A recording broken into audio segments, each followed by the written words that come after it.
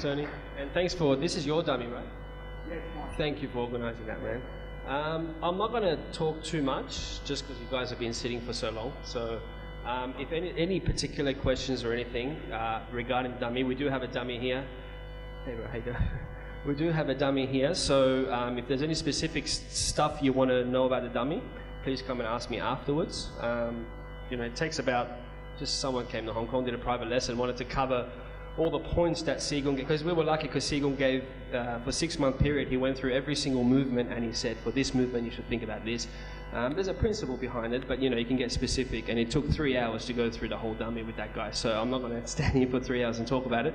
But I want to give one point that I think is the most important, and if we can keep that in our mind when we're practicing the dummy, should be all the other stuff hopefully comes with it. Okay, so the dummy is a very good tool. It's been my best friend for the last couple of years. I've been spending a lot of time on it, and for me it's a lot easier than, obviously it is for everyone, it's a lot easier than Chi Sao, because Chi Sao is very dynamic. You know, dummy, you know where it's going to be standing, and you can practice very similar stuff that you do with Chi Sao with the dummy. Okay, so you can take your time and go slower.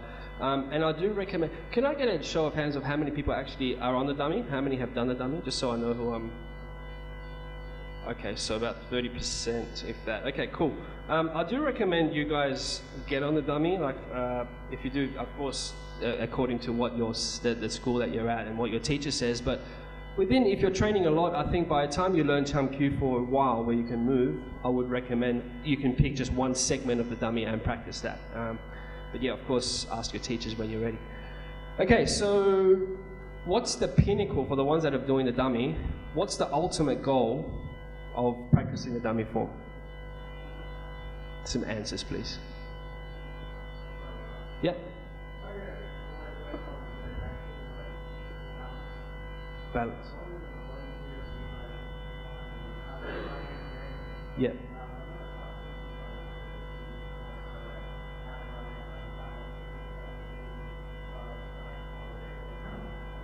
Nice one, very good. Yeah. So balance is a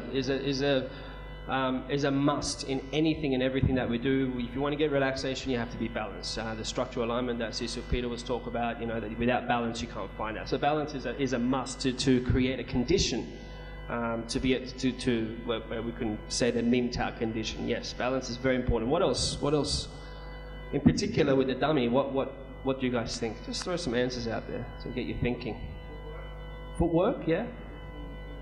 Yeah, positioning movement. So it's range and stuff like that, and being able to move your body around the opponent. By the way, dummy is the first form, is the only form that you actually, you're going through a fight sequence, like a kata.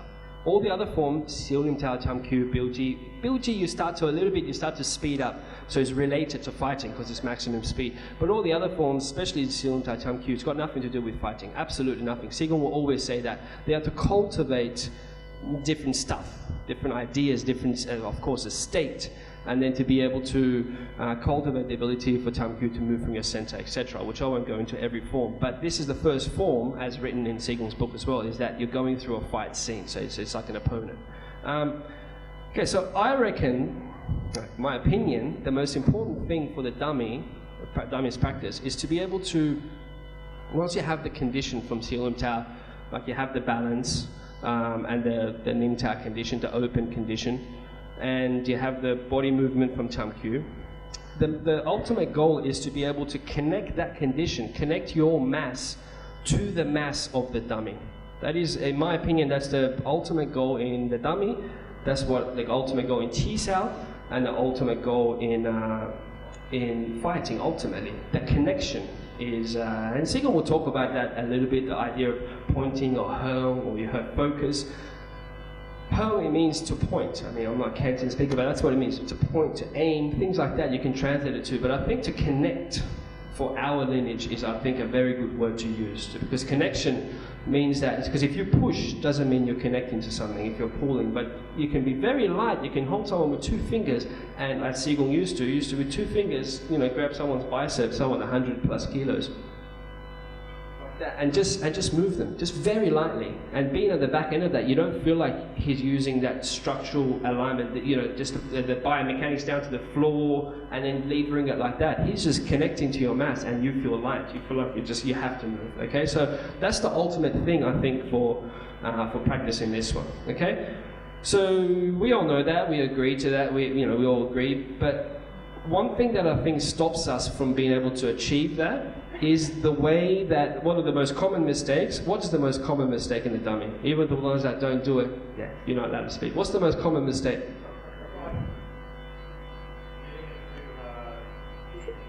Hitting it, yeah, hitting it. So you can smash the dummy the right way. I mean, smash it by really connect to it and really throw it around. There's nothing wrong with that. I don't recommend that until you're above my level, but smashing it, like basically using your forearms to bash it, using it as a tool of conditioning. Some people say it's good for your forearm conditioning, which I guess if you're hitting it harder, you do get conditioned, but that's not what its purpose is.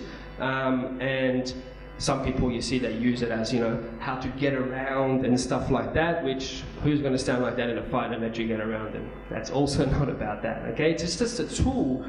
In Sifu Tao, we get this condition, an open condition of the joints, okay? So everything is open. Therefore, we're able to utilize our mass, we utilize our body holistically and tap into our mass. Like when you're feeling everything, when you feel the whole of everything, like what Seth was talking about, you're able to feel the center of that whole thing. If you don't feel the whole thing, you won't be able to feel, let alone use the center of gravity, okay? So Sifu Tao, we get that condition, and a very important point of Sifu Tao is also the triangulation, the center line. Okay, not the center line in a visual way of this is my center, instead of my center, I better do it in front of me. Center line is something very tangible, very tangible. You don't have to look at it, so you know, opponent being there, this now is our fighting center line, you know. You can start to really, but I've started to really tangibly feel a line of connection from my spine through my spine, and let's say the center of the opponent is the train track, and my wrist is the train on that track. You know, so it's something, it feels very tangible, and because of that, if I can hold on to that feeling, even if someone is pushing perpendicular, it's easy to do power generation when someone's pushing into you. But let's say if this is a Tansa, if someone's pushing perpendicular down or out or something, that's when the real test is, and that's what really works for fighting. Yeah, because in a fight, no one's going to be pushing in, feeding you force. They're going to be trying to go, you know, use leverage as much as they can. So, I'm ranting. I said it's not going to be long, but I knew it's going to be a rant. Sorry, guys. Okay, I'll make it quick. So, how do we not bash? Okay, we all know that's wrong, right? So some people, then when we hear that, they might go, okay, I'm not going to start doing that. What I'm going to start doing is much softer, so I'm going to do that. But that doesn't mean that I have changed the method of doing the dummy. That doesn't mean that I've stopped actually pressing with my forearm. I could be doing exactly the same thing, but softer. Actually, it's better to do it harder, because at least you're externally strengthening, right? So just by doing it softer doesn't mean that you're going to be doing it the right way. Can I borrow one person or two people maybe? Whoever, doesn't matter. Don't have to be strong, weak, whatever. It's just for demonstration purposes. One, can I have a second one, please? Someone want to come up? Yeah? Yeah? Okay. Two big boys. So, if we get... it's all good. They're going to be doing... I'm not going to be doing anything. I'll just instruct them. So, if you are going to be... I'll pick... Both of you are strong, so... okay, so if Dave, if you hold your arm like this, okay, and then maybe do the other one because it's already there, and what you're going to be doing is holding here, pushing across, so perpendicular, like hold strong, and Dave, what you're going to be doing is as you're holding this, right, you can hold it maybe there, just there, like a wusa, yeah, and you can come forward a little bit, and as you come forward, turn your body, so you like a tamkyu type thing towards him, yeah, because he's resisting you, yeah. And you hold hard, don't hold soft, don't let him move. And I want you guys to feel what's happening. This is exactly the same as what's going to happen with the dummy. Bloody hard, isn't it? So I had to pick a hard movement to make sure that. So what do you feel? I'm feeling there that he's not connected and he's more coming from the wrist at that contact point, at the contact point. Yeah, loading shoulder. Loading shoulder. So we always say, Qigong will always say, don't use the contact point, don't press from the contact point. We've all heard this, all our teachers say that, right? And this is what we're doing. When we're bashing the dummy, we are, even if you can produce mass, right? Using your mass to get to just press at the contact point in a linear way, you're not going to be able to, you're creating one direction of force, and that's why he can stop it, because he's got this whole structure there against him, and Dave's got a very weak structural alignment in terms of the positioning, the connection down to the floor, so therefore this is much weaker than that. Agreed? For that reason, that it wasn't very hard for him to stop. Okay? So one direction of force. This is what we don't want to be doing. If you're using one direction of force, the opponent in a fight is going to know exactly, even if you're stronger than them, they're going to know exactly where the platform is. They're going to know, they can read everything that you're doing within your body at the contact point, because you're the one that's pressing it, you're the one who's giving all that message to them, right? So we don't want to do that in a fight. And that's unfortunately how people do Chi-Sao and you know, those rings, there's these Chi-Sao rings. The whole concept is exactly the opposite of what you want to be doing. It's pushing out, yeah. So let's do the same thing again. Now, if you just very lightly clasp your hands like that, like in prayer position, a little bit further back, okay. So, and you're doing the same thing, yeah. You don't change what you're doing. Otherwise, if it doesn't work, then you guys can boo me off stage. So, if you just triangulate, so point your knees. So this is basic Sifu Nima 101, right? Even if you're not fully relaxed, doesn't matter. Everyone should be able to produce this, because now that he's holding this, if you can't ignore the contact point, can you bring your really on your center, your fingers on your center, knees pointing to the center line as well, come out to the center. Really relax your knees as well. Your knees are focusing. Yeah, okay. Now you hold the same way, please, because he might not be able to move you, but at least we can know, okay.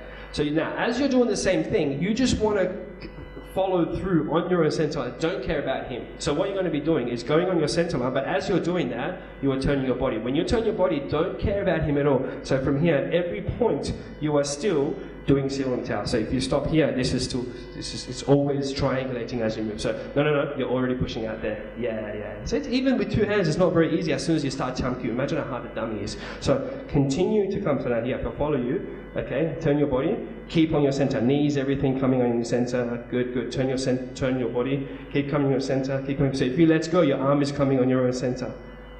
So a little bit better, right? So now what happens is then, that means we're creating two directions of force at the same time, if it can be done properly, if he does it properly, right? If that's not happening. Because even if that's happening a little bit, everything that's produced here is going to still be going in that one direction. Now, when you go, the whole concept of Cham Kyu is multi-directional force, right? Thanks, guys. Cheers. So when we got that multi-directional force happening, with Qigong, even by the time he's, when his joints were he was in agony, he was 78 around that time when I went to hospital in the last few years, he still was quite unstoppable. I mean, he was stoppable, I'll say it outright, he was very much stoppable the last 5 years, right? In many movements, if you wanted to, you could stop him. And there was a couple of guys that came from overseas that tried to stop him, because they didn't know, and I clicked it and I challenged them to a fight. Because it's not, I mean, it's Qigong. Yeah, I lost my thing because he's in agony, and these guys are like looking to his eyes like, nah, and they're stopping him. They're from other lineages. So I just saw black. Anyway, that's for another story. So he was stoppable, but a lot of the times, with a lot of movements like this one, for example, he was still unstoppable. Because he was stoppable in movements like you move your arm from A to B, and you just go like that, you could stop him. But as soon as he starts to move his body, because he was producing more than one direction of force, he was still unstoppable. Even at that age, even though he said, before he dies, he said he's only got 10-15% of power left from what his peak was, but he was still unstoppable. Okay, so that's the basic, it's basic physics, but it's very, very hard to do because, as I was saying before there, muscle tension will always override your intention. You're intending, Dave just now was intending to go in a straight line and turn this, but of course, there was still a little bit of fighting there, and that little bit of fighting is what was making him stop him. Yeah.